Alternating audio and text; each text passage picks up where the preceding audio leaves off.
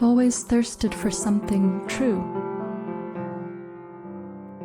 Not pure, quite, not sanctimonious like that. And sure, with hindsight, I can see how much it was ego, but as a child, as a young person even, you're not concerned for the fall, only for the climb. And isn't that a wonderful quality? Essential, even? Of course, when you think that you have the ability to recognize something as true, you lay the trap for yourself, don't you?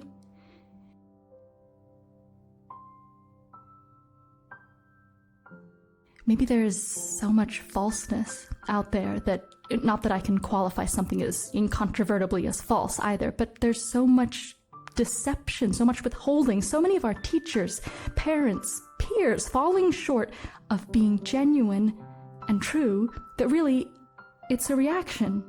I'll show them all, with something so true, undeniably true. What is true is that my name is, well, in a way it's a lie, it was May Blackall. One interesting fact about my first name is that I was given May for Maynard Keynes, the famous economist. I would have been Maynard and not May if I'd been born a boy, because my father, also an economist, was one of his ardent disciples. My late brother, Milton, whom I called Milk Toast, would call me May Nerd in return, which would upset me in ways I still don't quite understand, but perhaps has to do with girls being treated differently, which I know, I'm sure you're tired of hearing about. At least, that's what Francis tells me. Another interesting fact about us, is that my father's side of the family is descended from an infamous pirate, something we've intermittently hidden or embraced through the many subsequent generations of Blackalls. When I was first dating Francis, my now increasingly famous husband, he was obsessed with the fact. He'd bring it up so much in conversation early on. We had a huge fight once, because it felt like the only reason he was dating me was because of this odd quirk in my lineage. He stopped bringing it up all the time, but when we finally got married and moved into our first house, I found a box with all his dozens and dozens of books on pirates and had this brief moment of pure unfocused rage, like I was going to light the box on fire. I didn't understand it at the time. It was as if I was channeling someone else's anger from a life that I hadn't lived. That's the only way it made sense to me. Of course, I believe Francis finds me beautiful, I think loves me and all that, though it was a tender thing for my family, our courtship, and if father hadn't died, it might never have happened. Not easily, I think. But mother, like me, liked his intellect, his way of seeing things, and despite him being 1 in a million in terms of being the most temper-prone and childish man I've ever met, and at the same time, the most cool thinking and remarkably diplomatic of persons, he's like two people, I told mother, expressing a little bit of reservation about the marriage, but she disregarded me because she didn't really see the childish side and thought I was talking about men in general, and so, well, we got married with mother's blessing, who I knew was tired of worrying about me, really, as I was tired of her being tired, I suppose.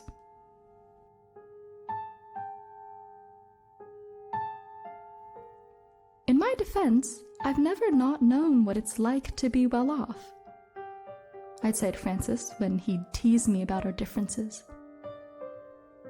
Well off, he'd scoff. Your butler is well off, your lawyers are rich, you, my dear, are wealthy. So now what's true is that I'm May Drake. And with no middle name, I don't like the rhythm of it as much as May Blackall.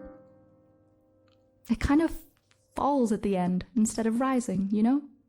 Francis? I asked Francis, one day when we were both relaxed, after having moved in the last of our things to the cottage, a modest cottage, which Francis had insisted on, despite it being in the most expensive cul-de-sac in town. I asked him, as he was absorbed in his magazine, what would you think if I went by May Blackall Drake? Why, dear? Well, I don't know, you've always been fond of my ancestors, haven't you? Not that you'd change your name, but I just think it sounds nice. I don't know. If I've learned anything about Francis, it's that he hates confusion. I suppose that comes with someone who thinks as much as he does, who is as intellectually rigorous, I suppose. Though, to me, it sometimes looks more like someone being incredibly childish. But Francis, being 8 years my senior and having read twice as much as I have, always manages to win the argument.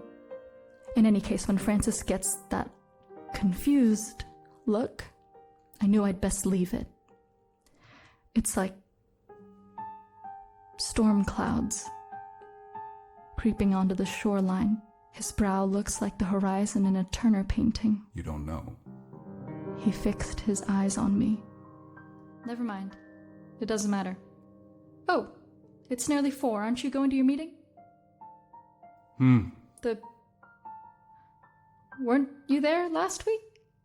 Oh, I feel horrible. You gave a presentation and I didn't even ask you about it. Horrible? Oh, you should see the way you looked just then, like you're in a play. Do you really feel horrible? What are you doing? I don't understand. Are you going to the meeting or not? Did something happen? Mayfly, you forgot to bring it up because I didn't want you to bring it up. Relax.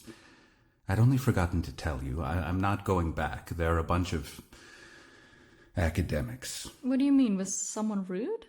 Aren't you an academic? No, not like them, apparently. May we not? Not today, okay?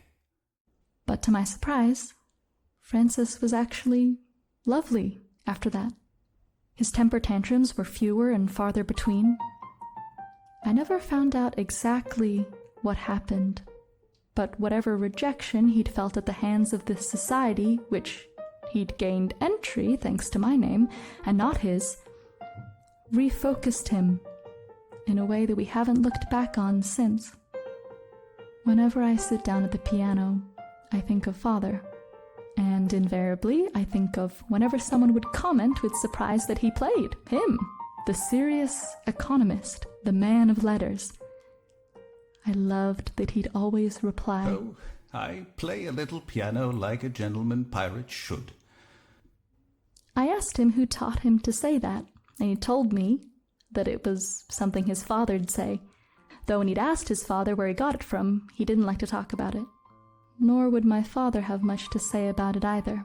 But he would not deny our origins, only he didn't have much interest in it, and that pirating was only a short-lived venture for our infamous, or some would say partially disgraced ancestor. So unbeknownst to me, I carried this weird little bit of shame on through the generations, but to us, it was also a bit of private pride. And I read in that secrecy that we were guarding that pride, wrapping it in a thin tissue paper of sheepish embarrassment, but inside was a treasure that only we were privileged to keep. Perhaps that's what irked me about Francis's insistence to talk about it. I wanted to protect just that last inch of me that was my own, and perhaps that's why I thought it for the best to renounce the name Blackall publicly, for in my heart, I think, deep down past the shame, past the wealth and the prestige, I would always be May Blackall, great-great-great-granddaughter of an infamous pirate, the kind that would never, ever stand to be told what to do.